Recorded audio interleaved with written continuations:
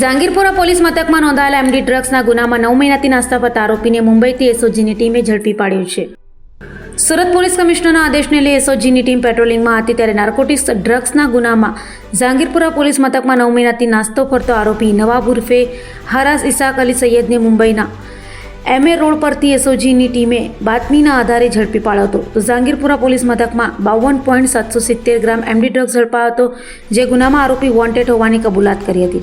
હાલ તો એસઓજીએ આરોપીનો કબજો જાંગીરપુરા પોલીસને સોંપવાની તજવીજ હાથ ધરી હતી.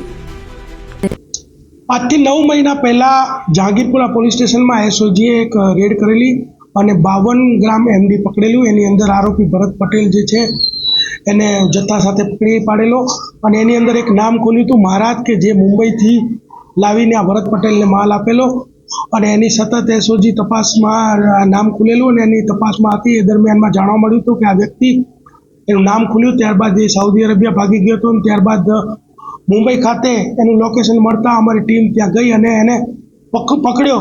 તો એનું નામ જે છે એ મહારાજ ઉર્ફેનું નામ છે, એનું સાચું નામ છે ઇસાક અલી સૈયદ, કે જે એમડીના વેચાણનો ધંધો ત્યાં પણ કરે છે ને અહીંયા પણ અગાઉ પણ આવેલો હતો અને એને ઝડપી પાડવામાં આવેલો છે. એમડીનો અને ડ્રગ્સ વેચવા માટે એને ઇસાક અલી એ મહારાજનું નામ ધારણ કર્યું એવું લાગી રહ્યું છે. હિન્દુ નામ ધારણ કરવાનું એટલા માટે કે કોઈ એના ઉપર શંકા ન કરે એટલા માટે એ કરી રહ્યો હતો.